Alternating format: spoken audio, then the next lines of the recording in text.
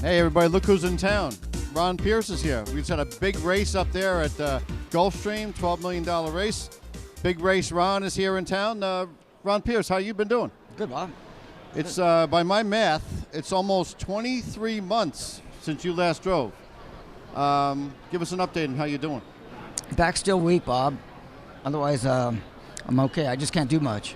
For those people who don't know, tell us why you stopped driving and give us the progress up to today. Well, that's a long story. Was it a physical reason? Yeah, basically? it came down to like my health. I wasn't sound. I was just too hurt, Bob. I had no choice. So that was March 7th, I believe, 2015. Now, how have you adjusted yourself to watching some of the big races? For a man who won a whole bunch of them, how do you like watching some of these? How is it possible? You know, it's a lot easier to watch them now than it was when I first stopped and I couldn't get out there. It was kind of hard to accept the fact that I just won't be out there for a while, and then it's much harder or easier now, I should say, to watch races and enjoy it than it was at first. At the end of 2014, you had a couple of convincing winners. I think it was the end of the year. Sweet Lou and Kerry came to mind, and boy, those are the kind of horses you never want to not drive, right? Right. Trotter of the year, I believe, and Pacer of the year. Yeah. You know, I guess you could say I went out on a good note. Why did you get along with Sweet Lou better than everybody else? You just got along. I think it was 10 in a row, right? And you had the world record for sub 48 wins, 6 in a row. I mean, Sweet Lou was always a top horse, but when you got him, he's a true superstar. Well, yeah. He maybe I just got him at the right time, Bob. Maybe the horse liked me, and we just got along. I knew from watching him when he was racing at 2 that it seemed like 2 and 3 and 4. Like every time one of the guys went to the stick and stung him a little bit, he kind of slowed down. So I tried to never hit him with the whip, and he'd always keep going. I'd hit the wheel disc, yell at him, shake the lines. I'd do everything but sting him with the whip, and he kind of would always go forward. So I never did find out what would happen if I didn't hit him. But he was always pacing so fast I never had to. What's your impression of the young drivers we have here? There seems to be a lot more guys in their 20s who are doing pretty well now. Yeah, they sure are. There's some young guns out there. They're coming up. There's plenty of spots for them to take over, and they'll be fine. Does a young driver need an American winner type situation or giant victory for you in the Breeders' Crown to get noticed and to get that kind of on the map with everybody? How does that work? I think it sure helps. It really seems to, like, you come across a horse like that. I came across, Casino Cowboy, San Francisco Bend, American winner. It seems like all of a sudden, it's people aren't as afraid to use you with these top horses. For these young guys out there, what you got to do is just work hard, show up for qualifiers every day, and help the guys train and then make the right choices. Just hopefully you'll get the call on those kind of horses, and the horses that the top guys are driving, the colts they can't drive or fillies they can't drive, then hopefully you get the call on one of them. You had a couple of horses of the year who were just unbelievable. Rainbow Blue was 30 for 32 lifetime, horse of the year 2004, and Donato Hanover, horse of the year 2007. He lost a couple races at the end and won early, but he had an amazing streak he had going, Donato. Yeah, he was very special. He was the best in his class, 2 and 3.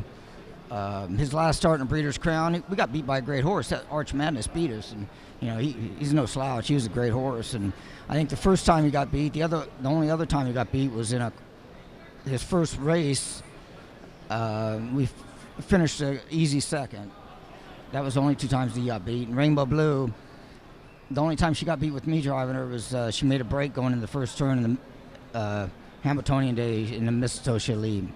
She was very special, head and shoulders above everything she raced with, so it was easy. For folks, there's only one driver in history who's won the Hamiltonian or Meadowlands Pace 5 straight years, one or the other, 5 years in a row. He's sitting with me, Ron Pierce. The most interesting of those has to be the 2008 Meadowlands Pace. Ron Pierce, you raced artificial against Some Beat Somewhere. The week before, Some Beat Somewhere won his elimination, had never lost a race, won his elimination handily over artificial. Tell us about your thoughts going into the pace of 2008 with artificial, going into the race. Yeah, well, the week before, Joe Seepin, Artificial's trainer, he told me the artificial couldn't leave. So we wound up chasing some beach somewhere. You know, you're not going to beat that horse chasing him. So we drew outside of him in the final there, and the only shot I had of beating him or even being second was if I got up close to him. So and I didn't see why he couldn't leave with the horse. I just didn't. I couldn't understand why. So I shook him up a little bit, scoring down, got his attention, and I think it was the first time the horse ever had somebody shake him up a little bit. And he left out of there 100, and we everything worked out the way. I mean, things couldn't have worked out any better for him than the way they did. Okay, when you heard 51-4 to the half, when you heard that, what were you thinking at that point? I was thinking, Dave's horse was up right on my helmet and like right up over my shoulder, and I was thinking Dave has a lot of pace here. We got artificial, or we got somebody somewhere right where we need him to be. He went 3 wide down the back into that half, and artificial felt great. Seekman did a great job of getting him ready for that race. I'm telling you, he was sharp, and he felt like he might be getting a little soft going into the last turn, and then when somebody somewhere crossed over at the 5/8 there, artificial he actually swelled up in the hole. Like all of a sudden he grabbed the bit, and he was that was encouraging. That was a good sign.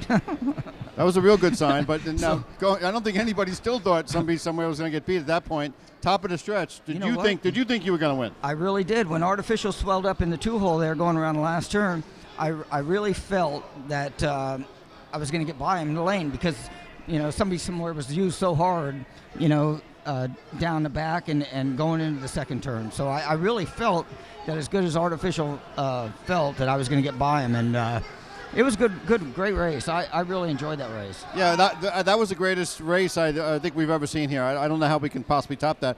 You won the Hambo and the Pace back-to-back with Muscle Massive and Roll with Joe. Muscle Massive, Jimmy Tacto has a way of gearing a horse for a special race or a special day, doesn't he? Oh, he's tops. I mean, the guy's just unbelievable. Amazing, he got him ready. Yeah. And Roll with Joe, you didn't know that much about. Raced against favorite was Big Jim in the Pace of 2011. Tell us about what was that experience like? I thought the only shot I had of beating him was to get away from him and get some slow ones between me and him, and that's how it worked out. He just ran into too much traffic, and you know, Roll with Joe, he was a good horse. I mean, he was a beautiful colt. Last year we had a world record of 146 set by Always Be Mickey. You raced against him as a 3-year-old. What were you thinking when you saw that time go up at the Red Mile, 46 flat? Wow. You know, I was happy for Dave and Jimmy and everybody.